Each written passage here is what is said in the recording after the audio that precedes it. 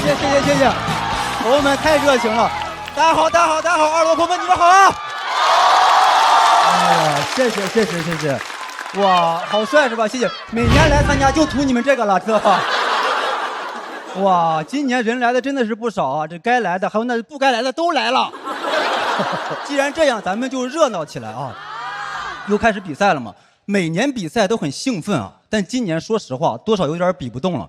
我快30了，你知道，就造不起来了。就刚刚王冕那个表演，我只觉得吵。那是造吗？聒噪。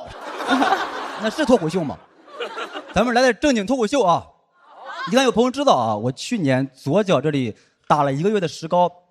解释一下啊，脚崴了，不是说脱口秀让人打的。踢球被对方铲了一脚，不要误会啊，不是什么足球男孩呀，纯新手局，甚至都不是你们理解的滑铲，是他滑倒了把我铲了。巨匪前韧带断了，别看踢的业余，伤的很专业。这个伤我都不太好意思往外提，医生说这是顶级运动员才会受的伤。别人受这个伤都是欧冠 NBA 防梅西跟詹姆斯，我是小区门口防贾浩跟放放。没有防住，放放那天踢的确实也挺好的，3个进球，2个助攻，1根韧带。可以了。巨匪前韧带，当时看到报告单上好多生僻字，吓得我赶紧问医生，我说医生，我这个巨排前韧带怎么了？朋友们，如果报告单上出现了生僻字，先不要着急读，不然万一读错了，会让医生产生一种这个人就算救好了，对社会也没什么帮助。他应该不只是脚上缺1根筋吧？这种韧带确实你好的时候注意不到它，断了之后才发现生活离不开它，才会知道它的好，才后悔当初没有好好的珍惜它。所以我觉得这根韧带就应该叫前任。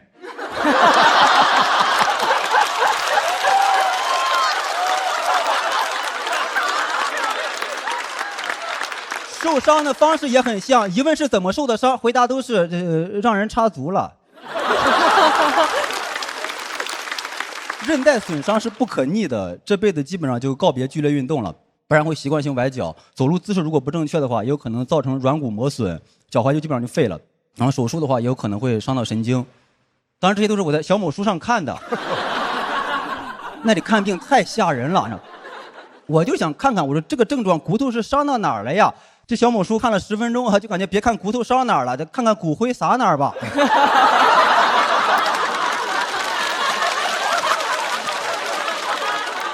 我搜崴脚出来的图片全是那种脚肿的跟猪蹄儿似的，很惨，但是很好笑。当时也没有心情笑，直到我刷到了一个跟我伤的同一个位置，但是肿的比我厉害的，笑死我了。笑着笑着就笑不出来了，因为他说一开始的时候也不肿，第2天肿起来了，打算明天去手术了。所以那段时间我每天都去那哥们儿的主页看一眼。我说哥们儿怎么还不更新呀？哥们儿你手术完之后怎么回事？你倒是说一声呀。你手术完之后你是能走了呀还是走了呀？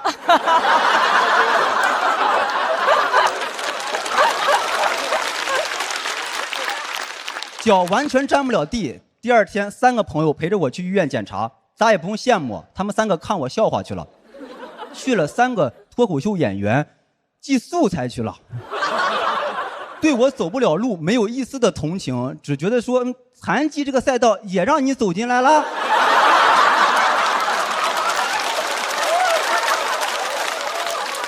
他们的冷漠让我想到了余华带着史铁生踢球的故事。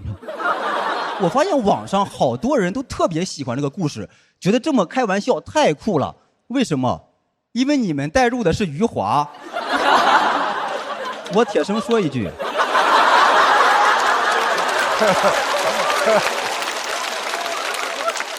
我不是特别喜欢余华，我只喜欢活着。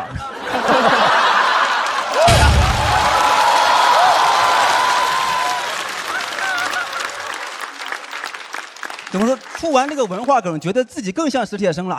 他们说别装了，你就是个大专生。医生看完就说没有好办法，只能是打石膏，或者是买充气靴。充气靴呢会美观一些，你选哪一个？这时我朋友突然站起来说：“哥，我建议还是打石膏。”我说为啥？他说：“哥，因为我没见过打石膏。”我说不应该呀，你嘴这么欠，应该没少打石膏呀。买了一副新拐，还有人劝我说可以去二手平台看一看，因为理论上来讲应该有很多闲置拐杖。后来我去看了一眼，庆幸买的是新拐，因为我发现很多二手平台卖拐的要求是同城自提。我怎么自提？就我要想买那个拐，我得先买个拐。我的个乖乖！这个简单粗暴。买拐悖论哈，好在有美团闪购哈，30分钟就给我送到了。先生，您的拐啊，我的拐。拄着拐打着石膏，持续了1个多月，耽误了很多工作嘛。当时最直接影响就是耽误了一个走红毯的工作，那个星光大赏去不了。有人给我出主意说可以坐轮椅去，就很尴尬呢。因为就我这个咖位，坐轮椅去的话，人家看见之后得说他也不是必须得来。如果我真的坐轮椅去了，谁会想推我呢？他们说你不用想这么多，你要这样还能去的话，那就是资本想推你。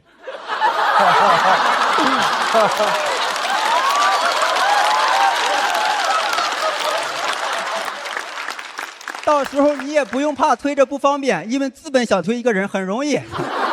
我很想去，我想让资本把我往前推一推。他们说这个事儿往后推一推，但我能感受到他们内心其实是想推我的，推。伤了之后对工作也不全是坏处，还是有好处的。就比如我现在演出压力都特别的小，就你别管好不好笑吧，我觉得这个段子差评应该不多。就是我不相信播出的时候，这会儿弹幕会有人发啊，其他人都挺好笑的，这个瘸子挺尬的。当然我说这个话也不是绑架大家，就如果真的有这种评价的话，我也接受。我甚至可以一瘸一拐走到他面前给他道歉。对不起，我的韧带断了，给你造成不好的体验了。哦，不过也没事，医生说了，这个韧带断了并不影响下跪。就是跪的时候可能会有一些疼啊，就不过也没事，你的良心不疼就行。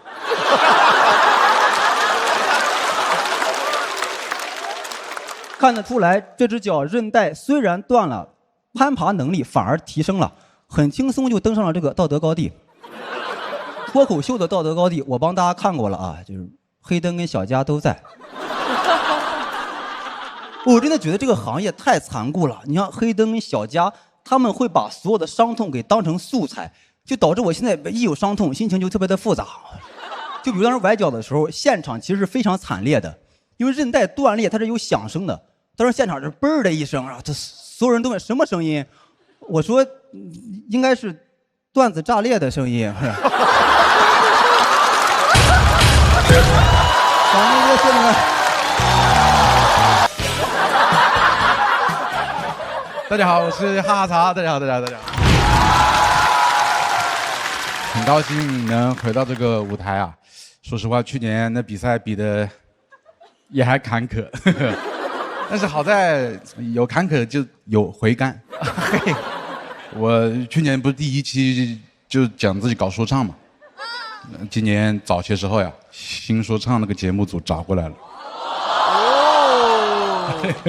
他问我去不去。我肯定去，我说我当时来这，就是为了去那。那么既然今天又回到了这里呢，聪明的观众应该知道那里发生了什么了。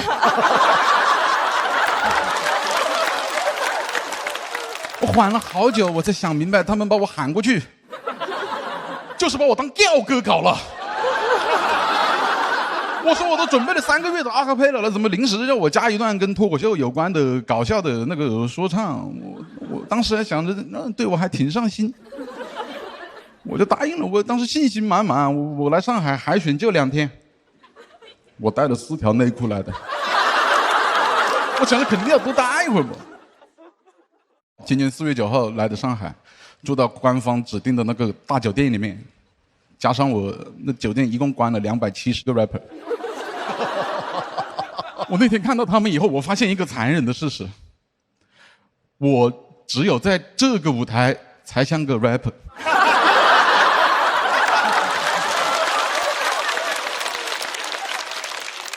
我当时被那270人就一挤着，我就像一个帽子戴反了的喜剧演员。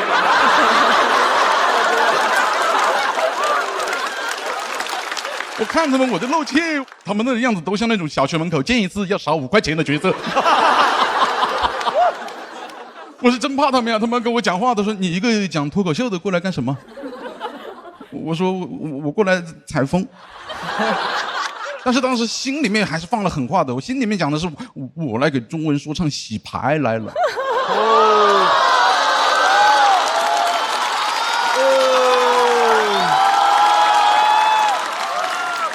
我们那个牌局是当天下午3点钟开始啊，270个 rapper 被那大巴拉到那郊区跟缅北一样的地方，吓得大巴干了一件更像缅北的事情，收手机。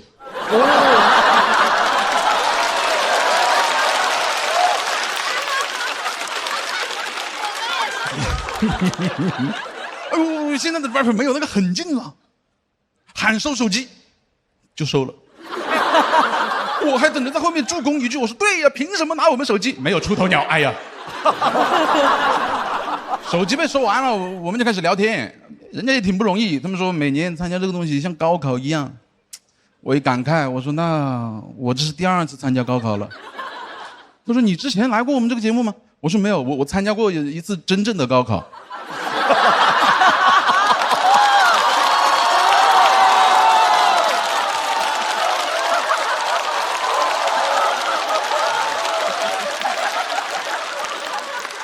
无意间的一句聊天呀，被人高看了一眼的意思，哟，还是位学士。他说我等得好晚了，夜里了，终于到我了。当时就一堆人站得跟兵马俑一样，等着导师过来参观我。当时听了几个人，我有点怕了，因为有些人唱的挺厉害的，都没拿到链子。我那临时准备那个词真的很不适合放在那里唱。黄子韬到我面前，我硬着头皮给他唱，说我像倭瓜，这长相看着太委屈。长沙的水渠怎么养出条翘嘴鱼？你说 Dan， 你唱歌怎么叽里呱啦？我说 Man， 能给我吃口鸡米花吗？啊，他应该听不懂。我到底是去错地方了，当时就没有这么热闹了。我当时就唱这里，就黄子韬就跟我握手了。他跟我说：“你这东西听几遍我也会唱了。”我当时没听明白，我说：“那你学的还挺快的啊。”后面他才跟我解释说：“你这个 flow 太简单了。”他就去考核别人了。他这么一走，当时一看表，4月10号是我32岁的生日。我那下好难过，我在想我在干嘛？我都32岁了，我为了音乐梦想背井离乡，我带着4条内裤跑到上海来，大半夜的在这郊区里面鬼喊鬼叫的。我准备了2个月的词，我就唱了4句。我在干嘛？我讲脱口秀蛮好的，我还是个太子，我跑过来当质子来了。仗还没打就把我献祭了，他们。我当时真的受不了那个刺激，我当时大脑开启了保护机制，我就开始幻想一个不存在的现实。黄子韬莫名其妙的过来听我接着唱，我给他唱完以后，他说：“兄弟，你刚刚就该唱这个。”然后把链子往我身上一挂，我说：“hold了。”然后我再拿着个链子走到另外一个兄弟面前，我说：“哥们儿，你刚刚唱了3次零失误，你比我更值得这根链子。这个链子不是黄子韬给你的，也不是我哈哈曹给你的 ，bro。”这个链子是中文 hip hop 给你的。当时在场的270个 rapper 一听这么 hip hop， 然后冲过来抱着我，把我抛向高空 ，hip hop hip hop hip hop。我这个梦是什么时候醒的嘞？是后面那个导演组发出一声这个声音说，第2组考核全部结束，请回休息区吃盒饭。我吃盒饭的时候，我看见我复活的那个哥们了，我才意识到啊，我们这 loser 在这吃盒饭。那一刻真的泪水打湿盒饭，想回湘江河畔。嗨，但是我手机又不在身上，我还得去求那个导演把手机还给我。他说：“哈，曹老师，我会把手机给你，你就跑了吧。”他一下读穿了我，我只能跟他装可怜。我说：“我今天32岁生日，你可以去查我身份证。”我32岁了，我10几个小时没跟我老婆孩子联系了。我一个父亲，我想拿着手机回一下祝福短信，我想看一下我女儿照片。哎，真的卖惨还是有用的。他把手机还给我，凌晨3点的样子，我逃出了那个园区。接我的那个司机还说：“哇，你们这里面好热闹，这么晚了还有人在里面喊。”我看好多人进去了，我没看见几个出来的。我回到酒店，我又睡不着，订完最早的一班飞机，我真的没事干了，我就先换了条内裤。我后面第二天9点钟的时候就已经回到我长沙的家的床上了。根据我那边线人的情况呢，他们录到了第二天的8点钟。他们说：“你跑得太快了，兄弟，你跑得再快一点，你都有不在场证明了。”我那天在飞机上，我也是没合得了眼，真的太难过了。一闭眼，我脑子里就在唱，我还准备了没唱完的那个阿卡贝拉。我一闭眼，我就在想，黄子韬说我这东西太简单了。我就闭眼，我就想，我是不是能唱得再快一点就好了？我是不是唱得足够快，快得超过光速，能够让时间倒转？说我这场戏看太委屈，唱的委屈怎么讲？就是像属于时间不停的倒转，倒转的那个新说唱的导演过来问我去不去，我说我不去，我是一个脱口秀演员。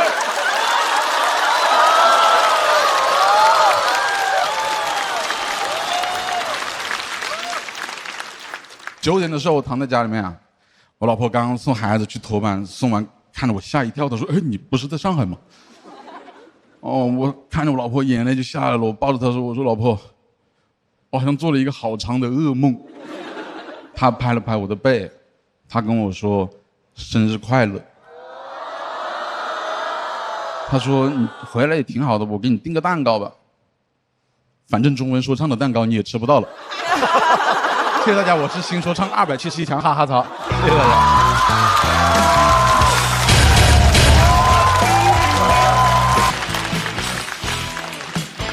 嗨，大家好，然后我叫孙日恒，啊，我其实是个 I 人啊，就是我不知道在座有没有E人的朋友，外向的朋友啊。就我下面说一下，就我们是 I 人。我们不是傻子，这事大家是能理解的吗？经常有E人的朋友问你还会说话呀？你还能出门？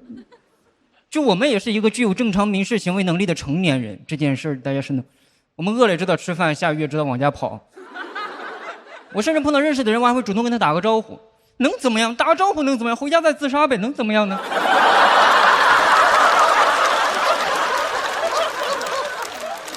但我是那种不知道大家有没有跟我一样的，就是我碰到那种半认识不认识的人，我只能跟他发出半个招呼。碰到认识的人，嗨；碰到半说不说，只能发出一个声母。我有时候就是。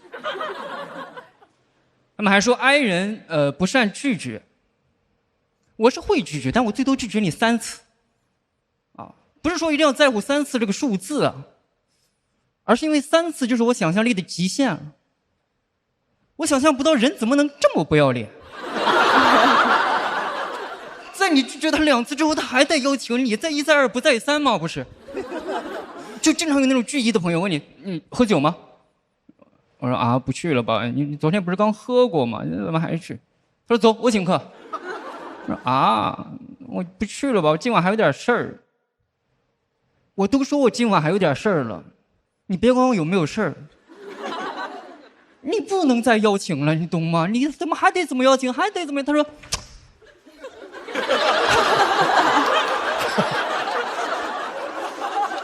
他完全不从社交当中获得任何的反思的，我反而开始反思我自己了。我说，喝酒这事儿，这我有那么不想去吗？人都邀请我3次了，我再拒绝，不知道会产生什么样的后果。人家说不定也内耗，人家有一些社交上的尴尬，人家也难受，人家也难受。然后问我艺人的朋友，他们是怎么想的？他们说：“嗨，孙志恒这人，你多叫几回他又来了。”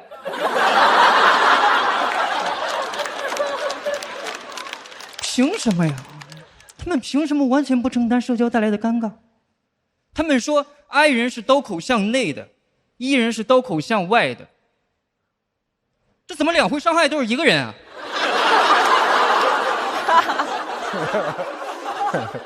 我一测那个 MBTI 告诉我是调停者型人格。我说我不是什么调停者型人格，我是诸葛亮型人格。就你们有没有想过，诸葛亮他本来也不想出门，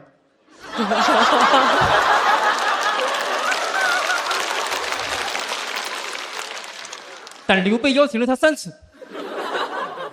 诸葛亮心想，我是不想出门，但你说就匡扶汉室这事儿，他有那么难吗？不行，帮他匡一下也行呢。真是，丞相真是一个典型的 I 人啊！他在《出师表》的倒数第4小段里都已经透露了他是个 I 人这件事情。倒数第4小段特别重要啊，第一段就有点太自恋了，最后一段就有点像结尾和心声。倒数第4小段没人在乎，在那悄悄透露自己是个 I 人，前面铺垫了一堆的治国方针，最后才敢说臣本 INFP 躬耕于南阳，苟全性命于乱世，不求闻达于诸侯。但先帝是个 ENFJ 呀。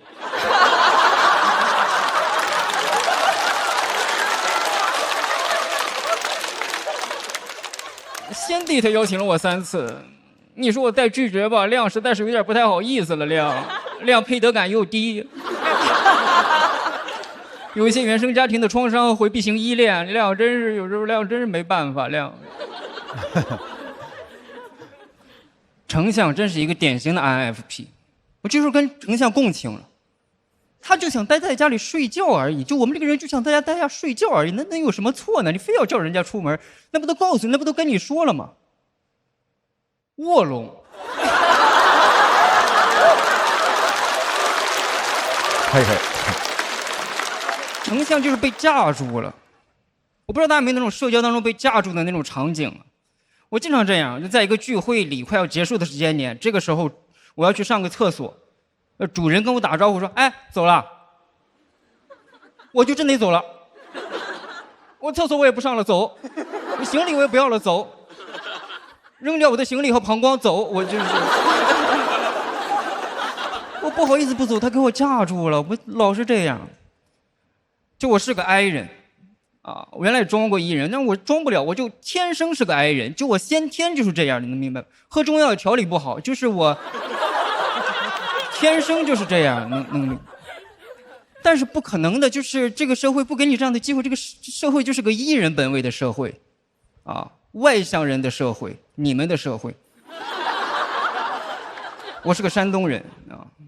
我从小接受的教育都是你得闯荡点，你得外放点啊！看到亲戚跟他打招呼，看到外国人跟他学英语，你从小都是这样的嘛？就在我爸妈的眼里，那样的人才是大人。你感觉在他们眼里，成年人是不可能是 I 人，I 人不可能成年，I 人就是18死，你就。但我也能理解我爸妈，就是在他们那个年代，就是没有手机、没有导航的话，你要是个 I 人，确实很难存活，是吧？因为这是基因决定的。我是个山东人，你看为什么东北现在全是 E 人，全是外向的人？是因为你闯关东的时候啊，你要是个 I 人，真的闯不了的，朋友们。哎，一个人能从青岛一路问路硬问到哈尔滨。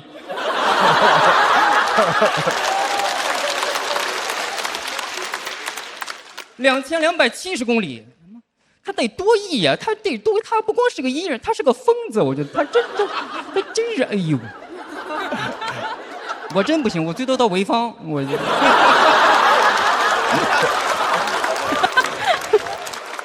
外向就一直是我们自古以来的价值观，是吧？主流价值观，这是毋庸置疑的，这是。古话说得好吗？仁义礼智信。谢谢大家，我是盛，谢谢你们带来。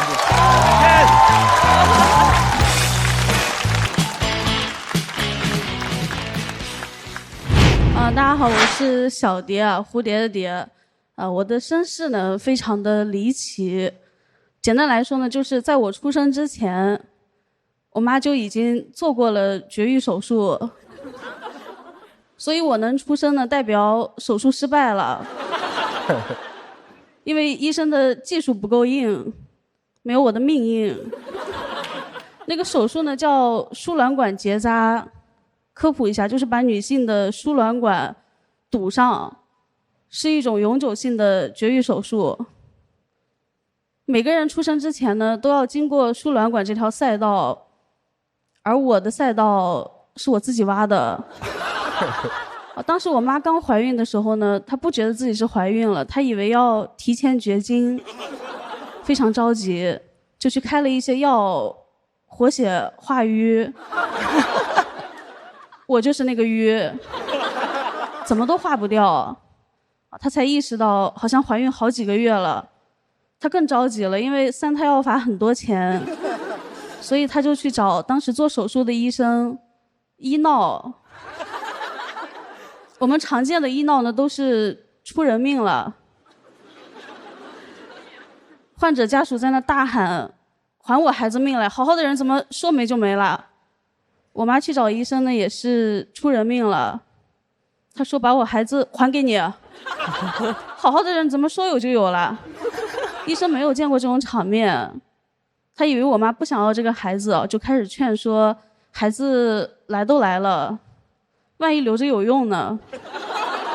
我妈有非常严重的囤积癖，她最抗拒不了的一句话就是“留着有用”。她当时非常理直气壮，她说：“孩子我留着有用，钱我也留着有用呀，你们不能罚我钱啊。”后来呢，真的没有罚钱，因为我出生证明性别那一栏填的是医疗事故，美国都没有这个性别。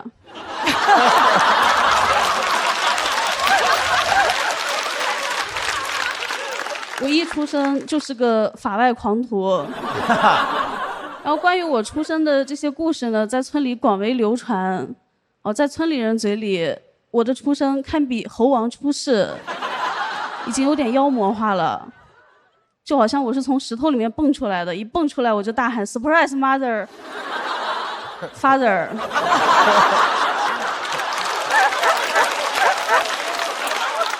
从村里人嘴里呢，我还听说我的出生引起了家里的原住民，也就是我的哥哥姐姐，他们的不满。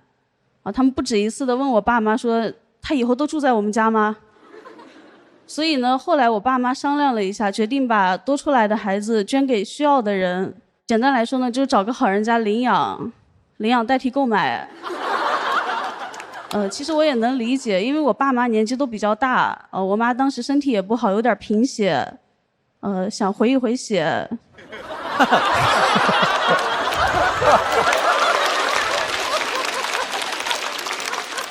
幸好那个年代没有互联网，没有什么二手平台，不然我一出生就是二手平台的小宝贝，就会有人在下面评论：“宝贝几成新？宝贝还在吗？”差不多我在家闲置了半年，真的有对夫妻打算要收养我，他们结婚多年一直没有孩子，他们当时开了一辆锃光瓦亮的大奔来村里面接我。我妈给我洗了澡，擦亮了宝贝。就在人家上门自提的时候，我哇一下就哭了。我妈舍不得了，她就编了一些很奇怪的理由，让人家开着大奔回去了，说你们黑色的车不吉利。这个故事我小时候就听别人讲过，我每次听到我晚上都做噩梦，梦到我爸爸妈妈不要我了。长大以后我知道了什么叫大奔。我真的不理解我妈为什么要编那种奇怪的理由，说人家的大奔不吉利，有大奔还要什么吉利？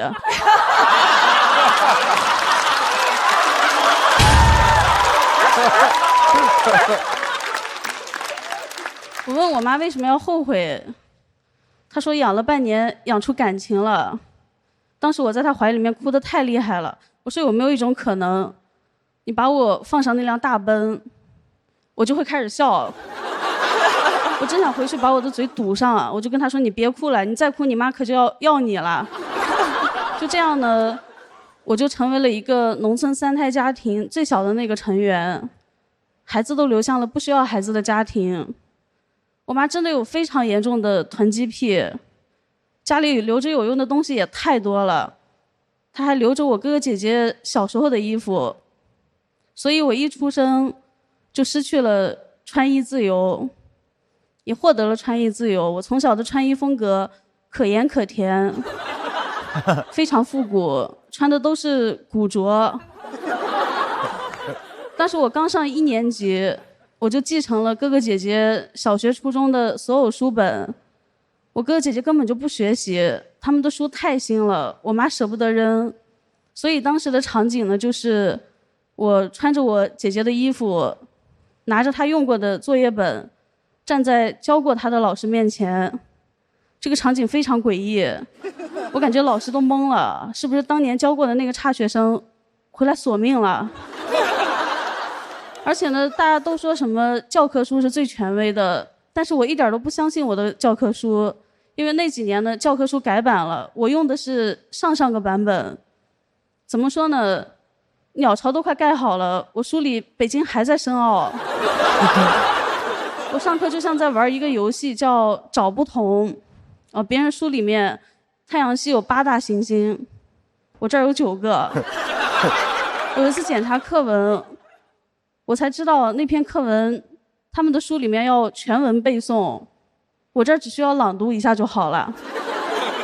所以呢，当时虽然大家用的都是人教版的书，但我是老人教的，我上的是 old school。我也跟老师去吐槽过，我说我爸妈给我用的是旧书，当时呢，老师就随口一说，哎，你要原谅你的爸爸妈妈，他们也是第一次当父母。说完他自己都沉默了，他不沉默我都没发现，我用的爸妈也是别人用过的，他们是3手的，都已经第3次当父母了，而且还是知3当3。不过好在后来呢，上了5年级，我就拥有了全新的教科书，因为义务教育普及了，书本费免了，所以呢，托举我的不是我的家，是我的国家。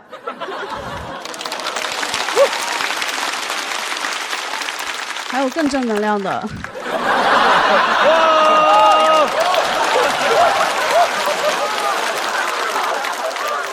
后来高中呢，我考上了全国100强高中。高1开学的那一天呢，我真的特别开心，因为我知道家里面那些留着有用的东西，我再也用不着了。幸好我哥哥姐姐没考上高中。然后那天呢，我妈也非常开心，她到处跟别人炫耀说：“你看我就说吧，留着有用。”我说管你留着有用没用，我的人生可要全新起航了。我就讲到这儿吧，谢谢大家。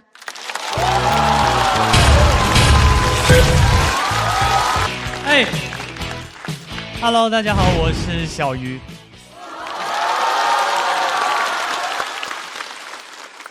哎呦，第一轮就打川哥，我在想我们俩怎么能 PK 呢？孟川小鱼。川渝一家亲呐、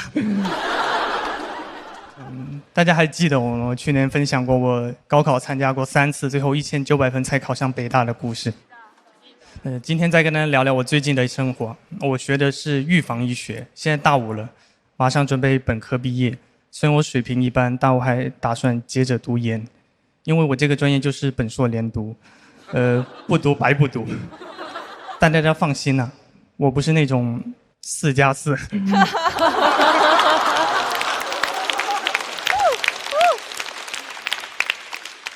给大家解释一下，一般来说，只有本科学临床医学才能当医生，我预防医学都不行。我想当医生，只能放弃现在的医学专业，回去参加第4次高考。总分2500分，才有机会当医生。也就是说，我得弃医从医。我这个专业是5+2哈，就是现在大五自己去找导师面试，双方都同意就可以继续读研了。我当时给很多老师发了邮件，不改内容，只改称呼，很有效率。但我水平一般，很多老师都婉拒我了。只有一名姓王的老师迟迟没有回复我，还有一线生机。我就又给他发了一次非常诚恳的邮件，他回的也非常诚恳。他说：“谢谢小鱼同学，2封邮件均已收到。”但我是李老师。我心想，完了，我该不会成为一个没有导师的研究生吧？那我以后就是舞蹈生。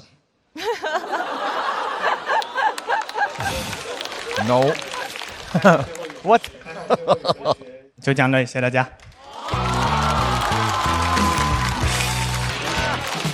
大家好，我是莫川，山东艺人。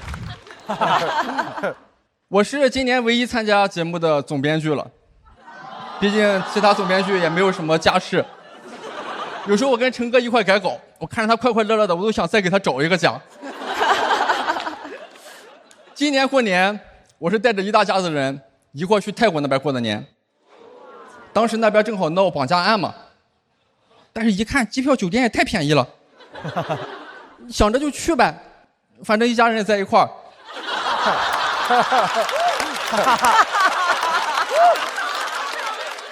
到了园区也互相有个照应。我跟这帮朋友们打了个招呼，他们说那边现在很危险，你一下飞机就会被拐到缅北去，索要高额赎金。这样吧，你先把钱放我们这儿。感觉还没到泰国，已经遇见缅北的了。我爸他特别怕去泰国吃不习惯，他带了3斤驴肉，15个驴肉火烧。到了飞机上，人家广播说肉制品不能入境。我是睡着觉被我爸叫起来的。我爸说：“儿子，泰国海关管得严吗？”我一下子吓精神了，我说：“爸，你走私什么了呀？”我爸说：“在你包里。”我说扔了，我爸不想浪费，强行派给我3个驴肉火烧，但是带的实在太多了，我就看见我爸在飞机上给空姐派驴肉火烧。但是人家空姐非常善解人意，人家拒绝完我爸的驴肉火烧，我爸正往前走，空姐就把我爸拦住了，说机长也不吃。驴肉火烧还好，关键是驴肉是一整块的。就看见我爸从座位上站起来，特别有礼貌地问：“各位，请问谁带刀了？”人家有个乘客特别热情，就在说那边用泰铢不用刀了。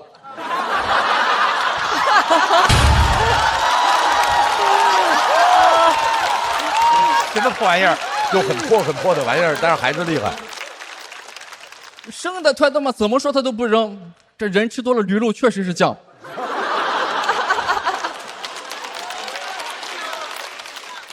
我害怕呀，我看过影视剧里边那种缉私的，你带着驴肉火烧不用狗我都能闻出来。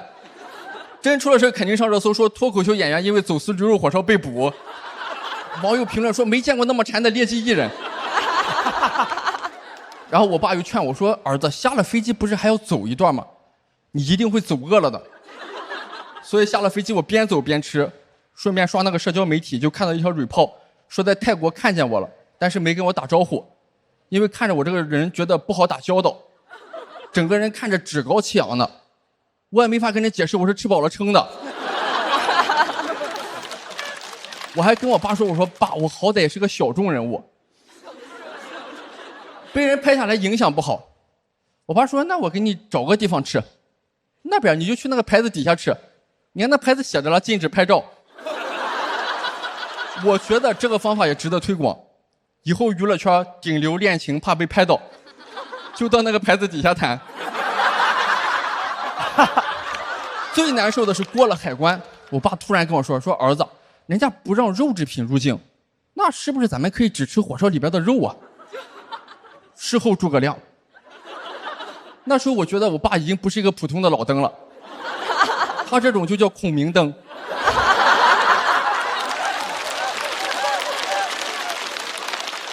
这个事儿也让我觉得山东人民有足够的智慧应付海关，那应该也能应对关税战。我甚至觉得山东人的眼光，咱们都放得更长远一点，别光盯着国内这点编制啊，跑出去啊！考公务员咱们能考不过美国人，到时候岗位上的人祖籍都是山东。50年内取消托福雅思，200年内山东出一位美国总统。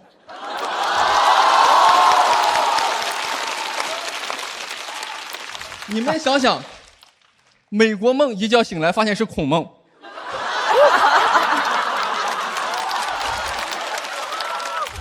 很有可能到时候总统竞选，一个黄种人，甚至都有可能是我后代。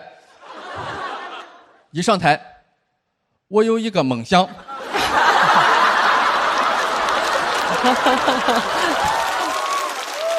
山东人肯定都给他投票，而且总统竞选这么重要的事儿都帮你了，那以后托你办点事儿怎么了嘛？没事给他打电话，喂，约翰逊，啥空出来坐一坐，给带来点家乡大葱。哎，自己家种的，没花什么钱。那个自由女神像换孔子那个工程。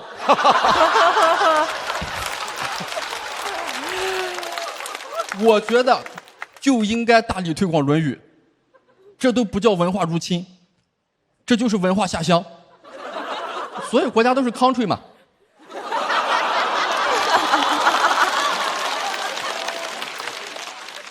不用会多了，会一句叫“有朋自远方来，不亦乐乎”，这个世界就没有战争了。谁说敌人来了只能打倒他们？完全可以喝倒他们。到时候2个总统坐一桌，酒杯一碰，一个说 drink first respect 先干为敬，另一个总统说 all thing in the wine 都在酒里了。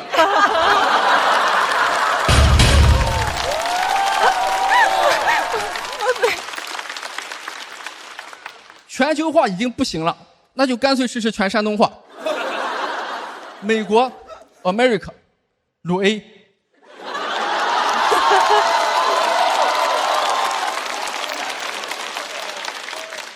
英国鲁 B， 加拿大鲁 C。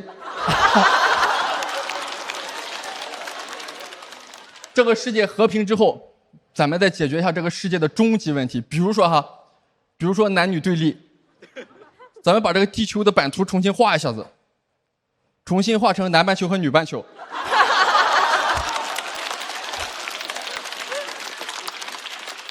而且不是粗暴的1分为2，老祖宗教咱们了，阴阳嘛。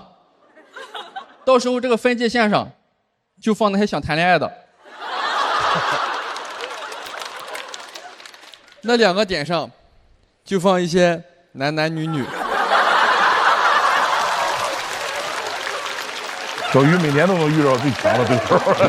杀小鱼用这么狠的刀吗？哎呀，我觉得天下大同就在山东。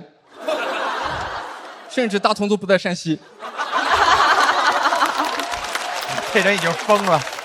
希望大家早一天在全世界任何一个地方一下飞机就能收到短信，好客某国欢迎您。讲这么多，谢谢大家，我们传。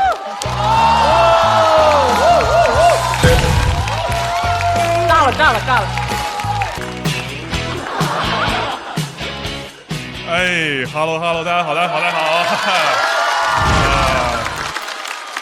我叫吕博伟啊，然后我去年参加了节目啊，有朋友看到我是吧？然后看到我特别好。我再给大家介绍一下，我身高是2米的。谢谢啊。但是怎么说呢？就长太高，真的，就像我标签说的一样，就是你这个四肢发达，别人很容易就想到下半句就是头脑简单，就很多人觉得我不聪明是吧？哎，真的，几乎所有人都这样觉得。我活了20多年了。从来没有一个人给我取的外号是什么聪明大个的，你知道？知道可以不要说出来，但我其实能理解，因为好像任何词语和大连在一起就显得不聪明，大高个不聪明，大块头不聪明，甚至是大聪明。谢谢，误伤啊，芬姐本身也不聪明，也是傻啊，大笨蛋啊。如果你非说什么词儿和大连在一起聪明，那就是张伟了。有一次我去面试啊，然后面试官问我一个问题，我不知道，加上面试我有点紧张，有点结巴，我说我不知道啊。那个面试官对我态度突然就变了。哎，你们去面试被人夸被人骂都很正常，你们被人哄过吗？那面试官突然就哎呦没事啊，啊不会没事不会，我们还下个问题哈，下一个问题啊，今年几岁了？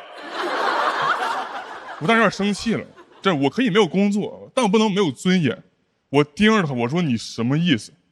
他把简历递给我，我低头一看，我那个出生年月日确实写错了，写成200年6月10号了，1825岁吧，一个东汉末年的双子座。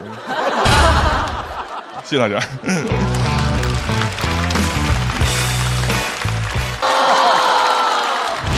大家好，好，我是王大刀，我很坏。我是一个特别坏的人，因为每次上台开始讲段子之前，我都会先迅速的扫一遍第一排的观众，准确定位每一个男人的位置，然后我会从右往左开始看着他们，然后开始观察，我想从他们的脸上找到一种表情，那种表情叫做害怕。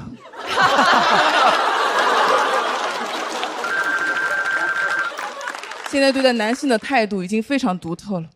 今天想跟大家聊一下我跟男性的一些故事。其实我从小开始不是这样的，其实我从小开始我很喜欢男的，非常喜欢。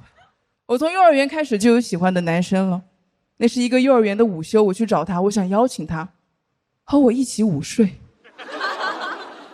但是等我找到他的时候，他已经躺在我最好的好朋友小宁的旁边了。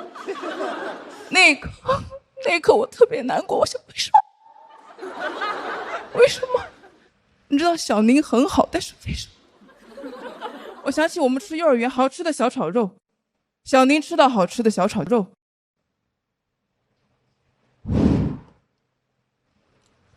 好吃。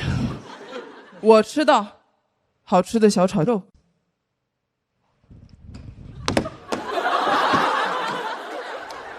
我说好出色的畜生。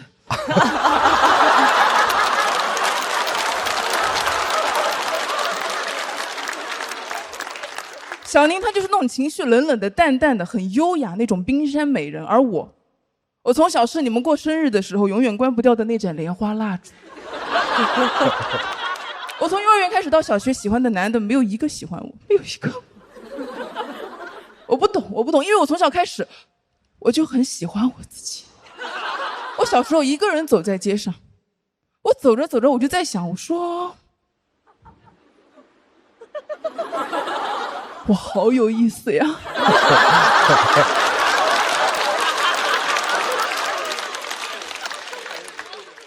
但是那些男生好像不懂我的性格魅力。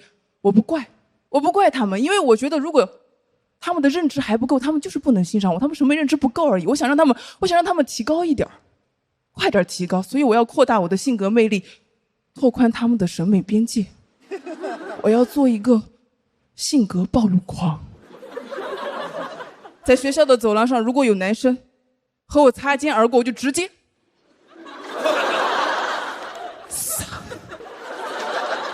一只灵活的母猎豹。但那些男生只会绕开我走。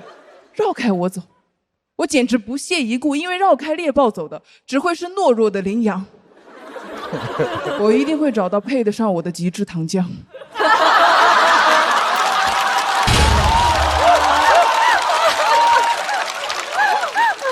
但是我快大学毕业的时候，我发现我遇到的男人全是羚羊，没有糖浆，没有。快大学毕业了还没有爱情，我想不行了，我必须要改变我自己了。我想喜欢冰山美人是吧？那我就做一个，我就开始训练自己的肢体动作和情绪表达。后来我成功骗到了一个男的，我的第一个男朋友，他当时开车来接我，我坐他的副驾驶。我平时是怎么做的？我平时都是这样做的。我这2条腿不可能并起来，我的胯和男人一样是需要呼吸的。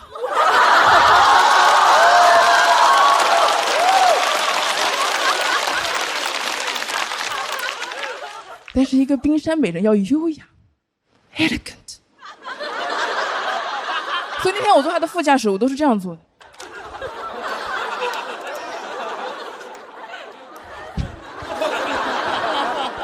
我的背挺得超级的直，我这2条腿盘在一起。安妮海瑟薇演的《公主日记》里面做一个真正的淑女，就是这样做的。第一排的女生全部给我学起来。我们去商场逛街啊，试衣服，很多人他都会这样穿：先把左手伸进左袖口，右手可能会找不到右袖口。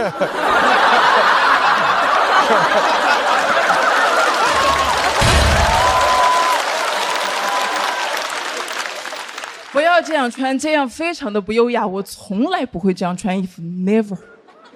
我都是这样穿的。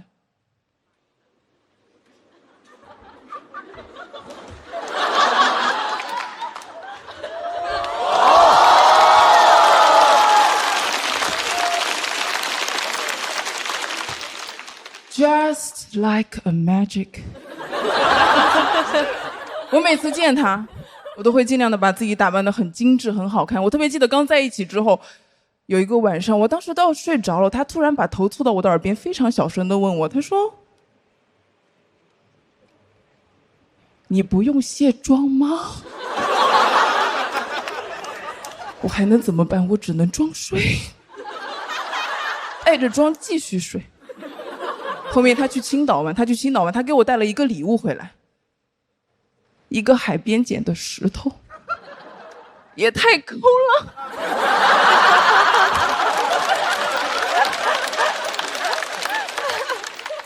但是一个冰山美人是不能这样说话的，要优雅，要冷静，要神秘，没有攻击性。我说怎么带了一个石头回来？他说因为你的英文名叫 Stone 啊。我说老子现在开始叫 Diamond。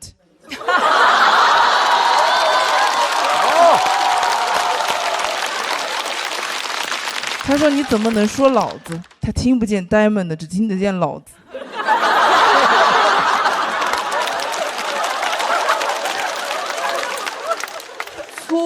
粗俗早就像呼吸一样自然融入我的血液当中。我在那一刻，我终于明白为什么那些冰山美人总是话很少了，因为话说的越少，老子混进去的概率越小。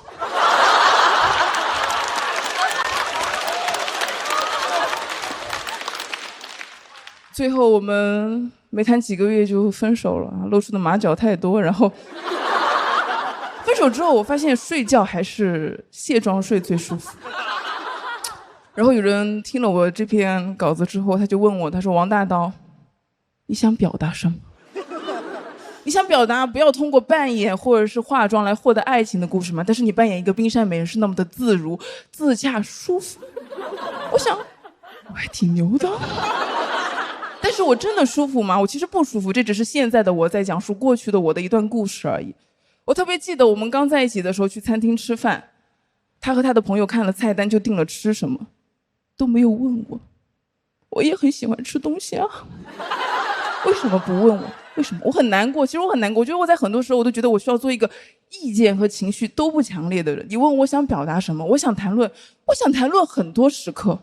我想谈论大学的时候，一个人走在步行街上，一个变态老头骑着自行车绕着我画圈，他盯着我说要看看。我当时真的非常想说点什么回击他，但是我没有，我没能说出什么。你问我想表达什么，我可能想说，我不想因为一些自我的羞耻或者一些身体的羞耻来失去自己的不满，失去自己的意见了。我想要歇斯底里。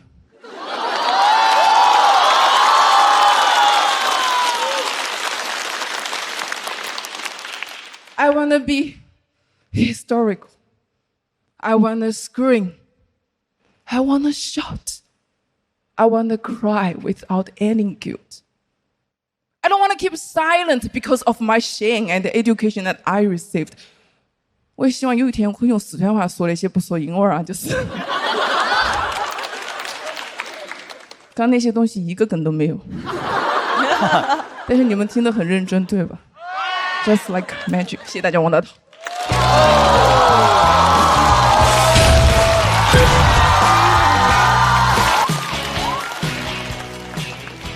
大家好，我是 Kid， 大家好。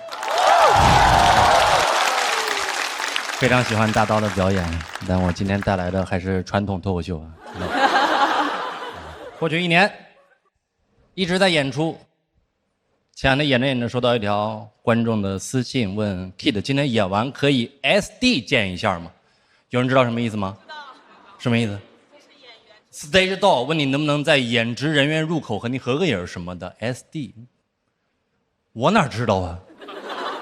我哪知道啊？想半天给人回过去一个，行，有机会我们山东见吧。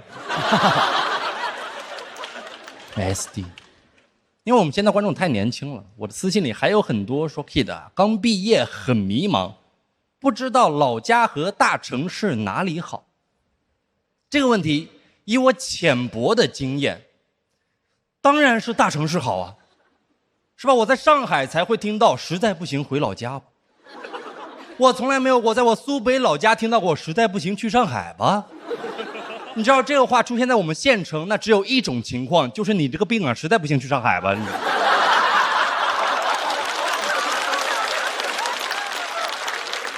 我是18年带着辛苦攒下的1万块来到了上海，来了发现在这里生存比我想象的困难。首先你从县城来，你对上海就没有概念。我当时租房跟中介说的都是我想找一个3室1厅，精装修，人民广场附近，预算在2000以内。中介也挺幽默，说小伙这房我们这是没有，你那个不行去乐高看看呢，乐高。看1天看上了一个2500的隔断，我说还行，还剩7500。中介又笑了，说上海押1付3，2500押1付3，1万。我攒了那么久攒下的1万块，来上海1天花没了。那一刻怎么说呢 ？Just like magic。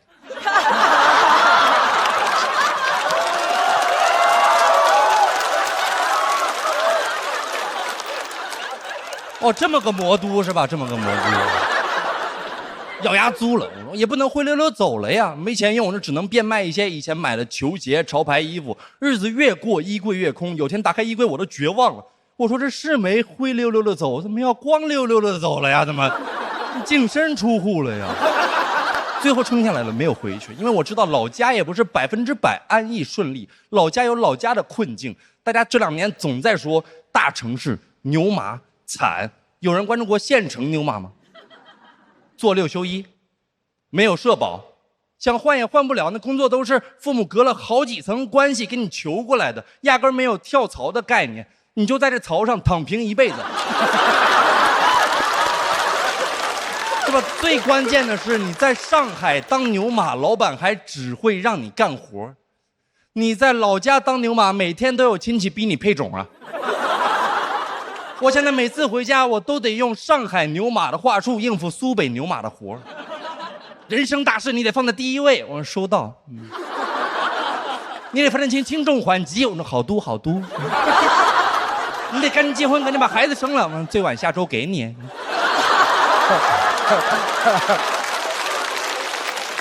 家里也不一定能帮得上你什么。有个说法叫县城婆罗门，意思县城是种姓制度，那些资源都被各大家族企业垄断了。小刘爸爸生产，小李爸爸出口，小孙爸爸做账，小赵爸爸查账，是吧？几个爸爸组成一条 deadline， 是吧？他们的生意都做得很大，每天都是以万为计量单位的。而我爸每天的生意，那计量单位就不仅有万了，还有饼条，是吧？有些人生下来就是婆罗门，有些人生下来就缺一门。所以对于家里没有背景也没有买卖的我们来讲，也是被迫留在大城市的。没有背景就只能北京，没有买卖就只有伤害。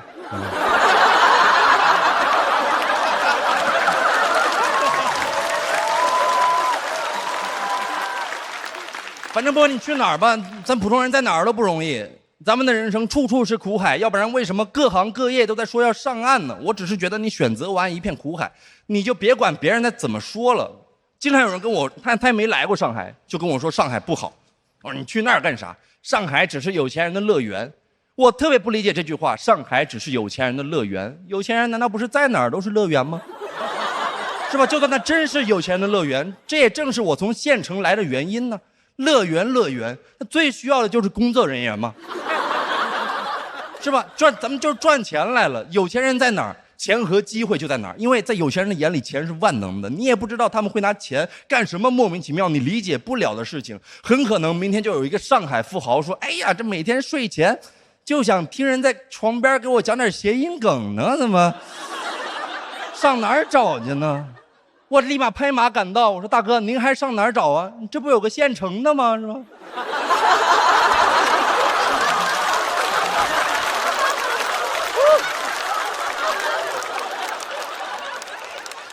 他们又说，在上海生活的人都冷漠孤独，这确实是。但我觉得咱们得辩证的看这个问题，冷漠也就意味着咱们的所有在上海发生的所有的困难都是自己解决的，是吧？你在上海都能活得下来，你就不会死在其他地方。这些年发生了这么多事儿，是吧？每天咱们不还照样在这儿上好班、做好事、拼好饭吗？是不是？它会拉高你被困难打倒的影响的阈值，因为困难它不会一个一个来的，非常有可能有天60岁的我躺在床上醒来，发现在同一天父母离开，老伴儿也走了，子女也不管我，上网一看又延迟退休了，是吧？我在上海生活过，我也能保持那种松弛感，我会做的第一件事也是那先搞杯咖啡喝喝吧，是吧？我觉得更不要说孤独了，孤独也就意味着没有人在乎你，你可以用任何方式生活。你看安福路那些人，他就在那晒太阳，要是在老家这就叫不务正业、游手好闲、吊儿郎当、好逸恶劳，在上海这叫 gap， 就是在上海就有这种魔力，你在上海你就可以随便找个地方一摊，你就感受这个上海滩，是吧？罗老师又受刺激了。没有人在乎你什么工作，结没结婚。我那个房东奶奶70岁了，没生没嫁。有回过年我没回家，她给我做了年夜饭，我当时很感动，喝了点，跟她哭诉，我说父母怎么压抑我，亲戚怎么挤兑我，同学怎么嘲笑我。她一边给我擦眼泪，一边用很上海的方式安慰我。她说：“哦哟，穷地方都是这样的啦，穷地方。”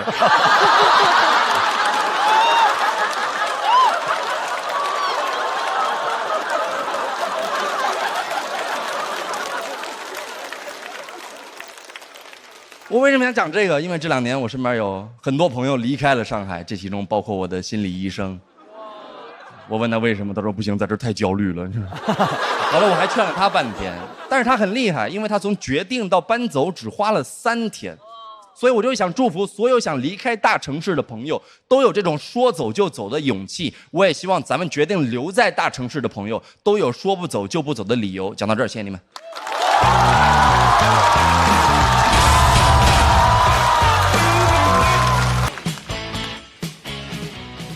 Hello， 大家好，小丽 ，Hello。我今年45岁，一直没有结婚。我每次我说我不结婚，别人都会问我为什么，我也找不到理由。我就是那种从小到大没有幻想过穿上婚纱的人。婚纱给我唯一的感觉就是勒得慌，实在是被人问烦了，我就说：“哎呀，我条件差，不好找。”他说：“你条件不差呀。”我真的吗？你说说哪儿不差？他这个聊天嘛，你难为我干啥？但是不结婚真的会遇到很多问题，就他们现在问我都不会问你有没有结婚，有没有小孩，他们会直接问你小孩读几年级了。为了应对这种情况，我就给自己虚构了一个年满10岁的孩子。我都不需要虚构太多信息，我只需要说成绩好就赢了。你小孩读几年级了？4年级，成绩啊也一般。虽然年纪是第一，但放到整个成都市来看的话，不过是个第3名。一般说到这儿就没有人会继续问下去了，没有人想分享别人的成功，他们甚至怕我想继续往下说。还有人问我老公是做什么的，遇到这种情况我就不会给自己虚构一个老公，因为我觉得虚构一个小孩很简单，但是虚构一个男人太难了。我虚构的太好了，别人不相信；我虚构的太真实了，越虚构自己越生气。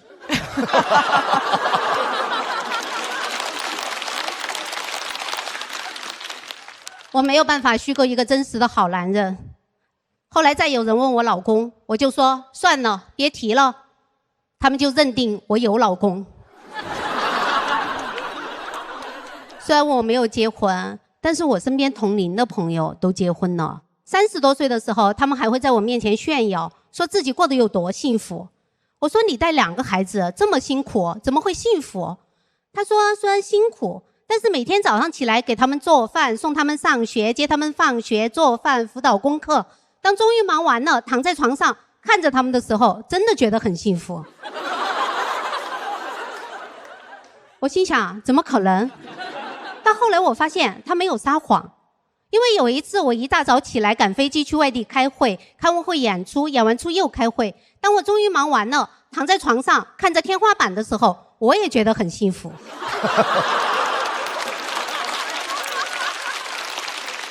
人在辛苦劳动之后休息，就会觉得很幸福。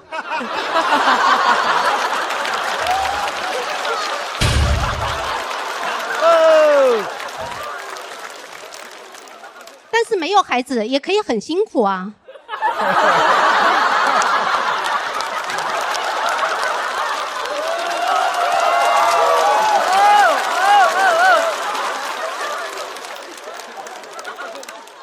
有个工作就行，用工作代替孩子，不光可以辛苦，还能赚钱呢。你拿到钱的时候，还能真的幸福。还有朋友早上6点就起来给她的老公和孩子做饭，然后拍照发到群里面，大家都在赞美她，羡慕她，但是我没有说话，因为那个时候我还没有醒。所以他就艾特我说，他说我这种有老公孩子的幸福是你没有办法体会的。大概12点多钟的时候，我终于醒了。我看了一下群里的信息，回了一个刚醒。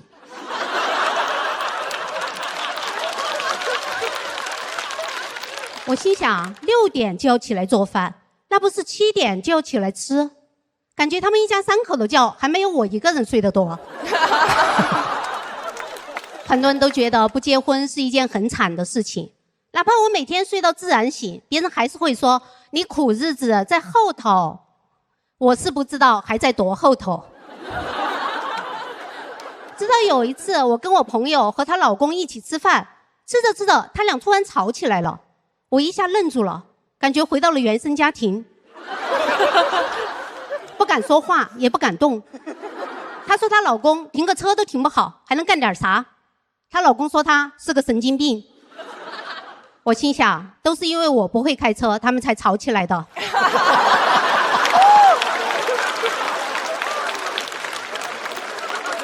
我要是会开车，就帮他们把车停了呀。我要不要去学个开车呀？想到这儿，我觉得不对，我又不是8岁了，所以我转头对我朋友说：“你们离婚吧，我跟你。”后来我跟他说：“你以后别带你老公了，我受不了夫妻吵架。”他果然不带了，只是每次一坐下就开始骂她老公，感觉她老公不在，但是又无处不在。每次都哭着说她要离婚，一哭好几年又不离。原来离婚这事儿，她只跟我说了，没有告诉她老公。当然，她有时候也会关心我，跟我说：“哎呀，老师，我是在倾诉烦恼，有点不好意思。你有什么烦恼也可以跟我聊聊啊。”我没有烦恼。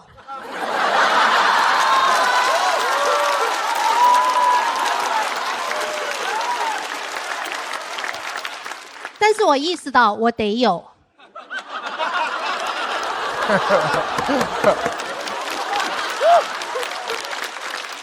因为烦恼就是我们友情的投名状，我只好虚构烦恼。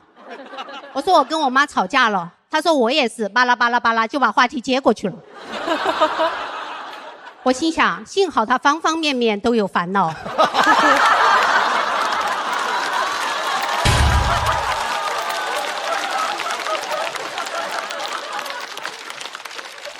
她要是真的关心我，那我就露馅了呀。前几天跟几个朋友一起去吃烤肉，其中一个朋友非要等她老公来了才能吃，其他人也说好啊，等他一起，反正现在也不饿。我心想，来的路上不是都饿了吗？怎么闻到烤肉香就不饿了呢？我想反对，又怕别人觉得我一点饿挨不了，延迟满足能力太差。大家都知道，延迟满足能力差的人将来肯定没出息。但如果我再不吃饭，就没有将来了。我想走，又觉得自己太过分了。为什么别人都忍得了，我忍不了？我是不是太在乎自己的感受了？我这个饿了就要吃的毛病，到底什么时候能改？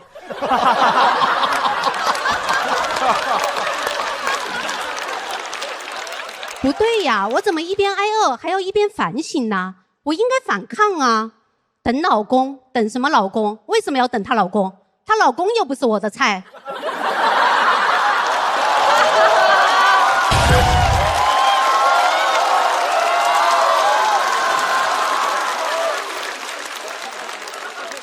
我的菜已经上了呀，凭什么不让我吃？所以我站起来说：“你老公怎么还不来呀？他是不是你虚构的呀？”以前为了合群，我要虚构小孩、虚构老公，甚至虚构烦恼。但是不合群又能怎么样呢？反正我这个年纪还没有结婚的，我身边就只有我，没有人知道45岁还没结婚的人该怎么样。那我就可以想做什么就做什么呀。反正我无论做什么都是榜样。谢谢大家，我小丽。大家好啊，大家好，我是艺术联盟解说管泽元。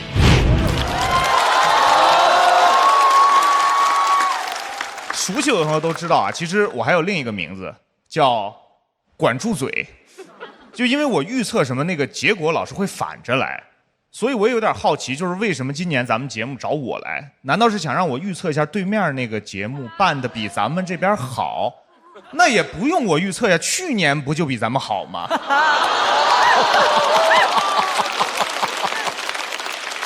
当然，我要跟大家说个实话，就是我预测其实是内心的真实感受。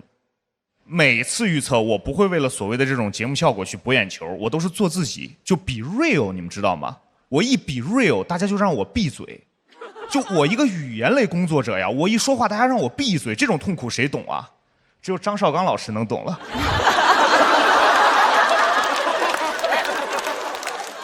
我在互联网其实还算活跃，但是每次我说点真话，评论区都是你的发言我喜欢，你的私信记得关。我从来不关私信，大家别看我解说是穿西装，其实我出的是肉装，可扛骂了。我回家还安慰我爸妈呢，我说爸妈没关系，你们儿子可坚强了。我爸妈说是你是没关系，骂都是我俩。当然啊，为了我和家人的这个身心健康，有段时间呢，我也跳出了电竞解说的这个舒适圈，我尝试去干点别的。我去拍过网络短剧。我发现这个成名之后啊，确实很难听到真话了。我演得很一般，就这样还是得到了导演的夸奖，这夸的比骂的还难听。在片场，导演直接喊我老戏骨，说我才是真正的演员。我听完心里特别复杂，因为前一天晚上我打游戏狂送的时候，队友也是这么说的：你这么能送，你是真正的演员。我赶紧跟导演说，我说别这么说，我比昨天的演技还是略差一些。谢谢大家，我是管泽元，谢谢。你对，谢谢。大家好，我子浩。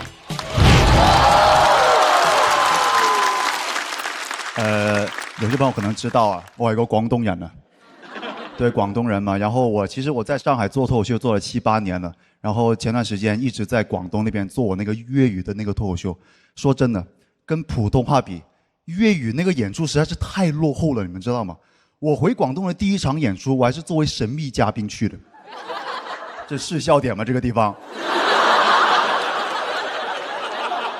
结果那天呢，那个俱乐部你知道多原始吗？因为他人手不够，然后那个老板还让我帮忙在外面检票什么的。不是我这个人敏感吧？你们有人见过神秘嘉宾检票的吗？哈，我一心是想着回去衣锦还乡的，结果说了一晚上 A 区2张，你知道吗？那场演出一共就这么10几个观众，然后坐在第一排5、6个都听不懂粤语的。我讲到一半我都有点生气了，我说你们听不懂粤语，你们来干什么去哈？然後前面啲觀眾跟我說啊，我覺得你們講粵語很好聽啊。好聽有鬼用咩？又冇人聽得明，喺呢個爛鬼節目啊，年年俾人當生豬肉咁砌啊！如果可以講廣東話，我早就發 Q 達啦，過撈嘢真係。好聽嗎？好聽沒有用的，沒有人聽得懂啊！說真的，哎，我真的覺得現在粵語市場搞成這個樣子，就是怪這個脫口秀這個破節目的。你都搞這麼多年了，為什麼不能學人家唱歌節目一樣搞個大灣區季呢？對不對啊？搞點粵語的嗎？我家裡那個50歲只會講粵語的姑媽也很需要快樂的，好不好？包括我自己啊，我作為一個純種的廣東人，我人生前22年我沒有離開過粵語地區生活，所以普通話本來對我來說就很陌生、很吃力的。就是我來上海之前，我的普通話就是這個樣子了，就是渣渣灰啊。叉燒分的那個水平了哈，我知叉燒分啊，你們知道嗎？我花了3年時間才搞明白"紈絝子弟"這個詞不念"直跨子弟"，你們知道嗎？當然我知道不是普通話的問題啊，就是我沒文化啊。是這樣子的，不是我不好好學普通話了，就是因為我小的時候是香港娛樂圈那個黃金年代。那個時候粵語實在是太輝煌了，就是他們給了我一種錯覺，就是學好廣東話走遍天下都不怕。工作之後發現走了廣西有點卡住了。廣西的朋友都瞧不起我的普通話，你們知道嗎？梁海源都覺得我有口音啊。我真的以前覺得粵語是最厲害了，我甚至會跟身邊那北方的同學說喂，你還不學粵語你沒前途的了喎，你以後啊出來怎麼混呢？以後講普通話進不了 TVB 的，我跟你說啊，一家人不能整整齊齊的了哈。他跟我說他的夢想是上春晚呢。我說在廣東沒有人看春晚的，沒多少人會看春晚。你們北方人上春晚是光宗耀祖啊，在廣東，我哪怕當天晚上跟我媽說我要上春晚呢，我媽都會跟我說好，那你姑媽拿回那就是青年走地雞，你吃不到的了喎啊。不在乎，我們根本就。以前粵語地區，你們想想，以前粵語風光的時候，身邊的朋友知道我是廣東的，都會跟我說：哇，你會講粵語哦，對吧？好洋氣哦。現在啊，朋友再知道我是廣東的，就會蟑螂好大，你們那邊。蟑螂之都啊，廣東現在就是，我說你沒有知道別的嗎？蟑螂會飛咯，你們啊，好恐怖了，你們那邊啊，又大又會飛那個蟑螂。我還知道啊，你們那邊不上班的，對不對啊？天天收租的嘛，對不對啊？穿那個背心人字拖嗎？他還問我，哎，你們那個人字拖那個設計是根據蟑螂那個鬍鬚設計的嗎？啊？現在廣東就淪落成這個印象了，真的。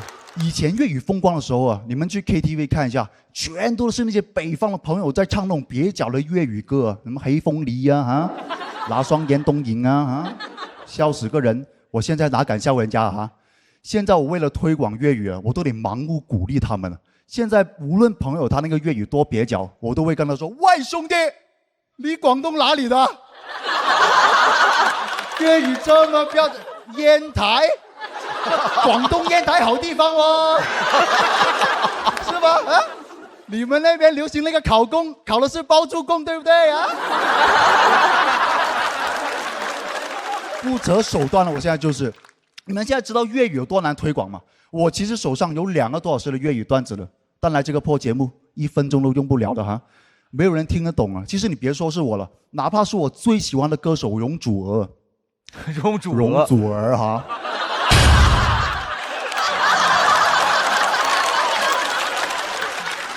他在粵語區都當天后了，真的開了無數的演唱會，幾百首金曲，無數的金曲，一來到內地的節目又開始揮他那個翅膀了，你們看到嗎？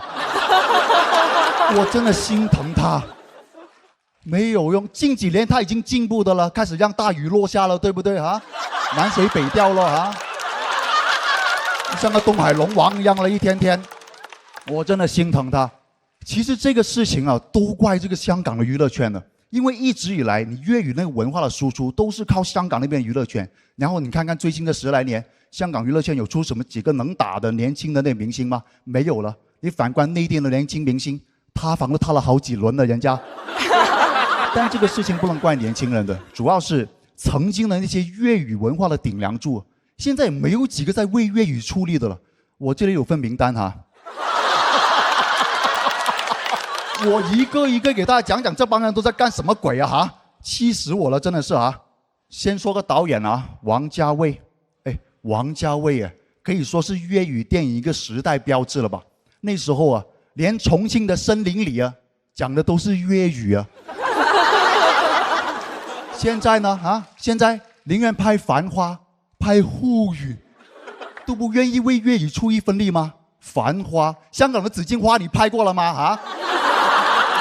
顺德的豆腐花你拍了吗？拍《繁花》，蒙老师瓦特了，我跟你说啊。疯了，这个人，疯了，对吧？不过我后来查了一下啊，王家卫是个上海人哦。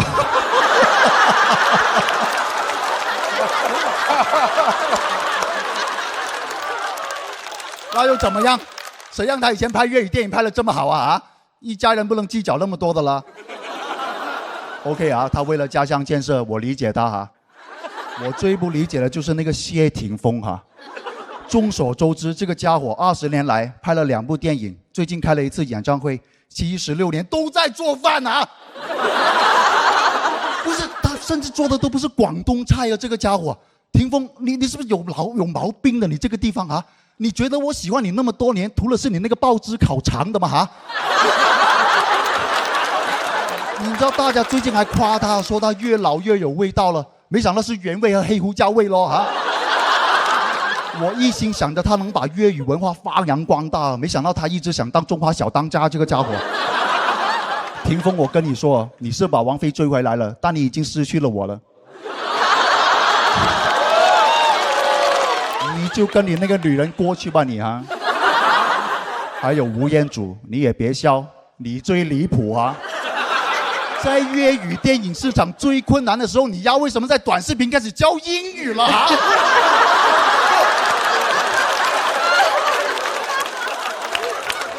解释一下 ，Daniel Wu explain it 啊！为什么要教我用英语点咖啡和酒店入住呢？这2个事情需要动用到你吴彦祖来教我吗？是不是有点太大材小用了？点咖啡你不是直接指着菜单 diss 不就好了吗？你酒店入住无论前台说什么你就 yes 就好了啦。收手了，阿祖。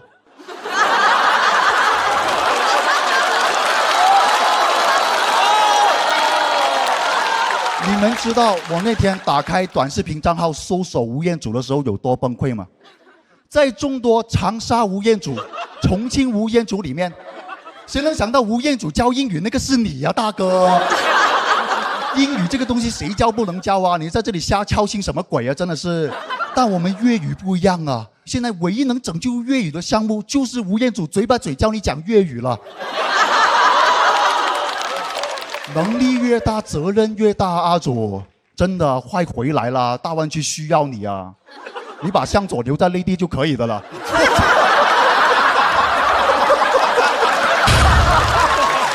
开始扫射了。